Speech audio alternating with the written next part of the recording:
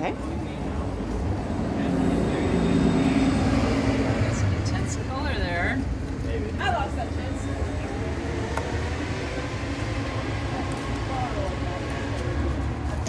So Mary, tell us about this process.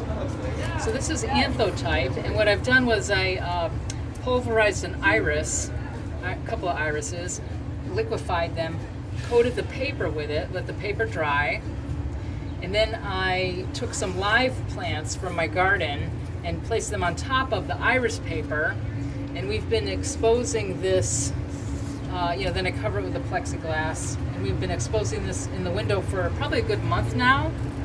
And so as the sun exposes the print, the background fades away, and wherever the plant material was covering things up, it's like preserving the original color underneath it. And now this is an ephemeral print. That means now that it's been activated by the sun, it's going to keep fading away. And so I'm going to take this home and I'm going to scan it. I'm going to make a high resolution scan. And then from there, I can make a digital print, which is what this is, a digital archival inkjet print.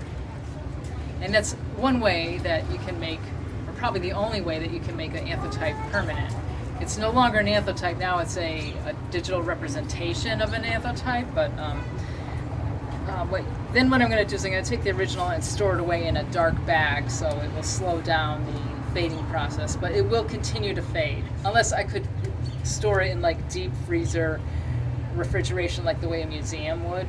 So even if you were to say coat this with an acrylic coat, it would still be fading. Is that correct? Yes. I haven't done any tests, but I'm wondering if like beeswax might work, because if you look at some ancient Egyptian paintings, like they would do an encaustic technique, and like that would preserve the color.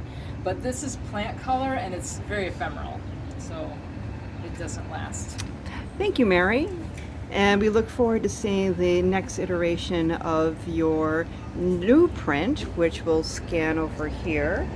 And tell us again what these plants are right over here. So this, the background color is made out of wild black raspberry that I foraged.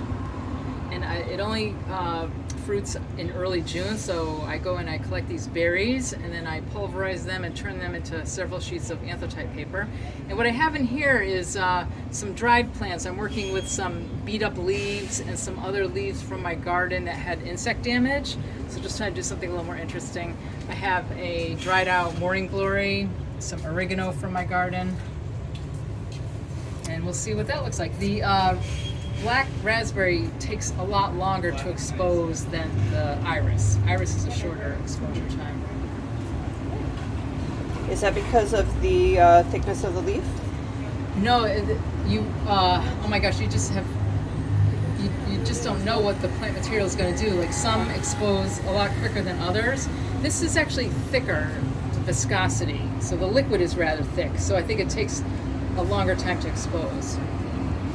Whereas the iris material is thinner, and usually you can get a good exposure in a couple of days, sunny days. Well, this seems like a perfect summertime art project. Thank you so much for sharing. Oh, you're welcome. It's wonderful for summer. Exactly. Thank you, Mary. Thank you. Woo!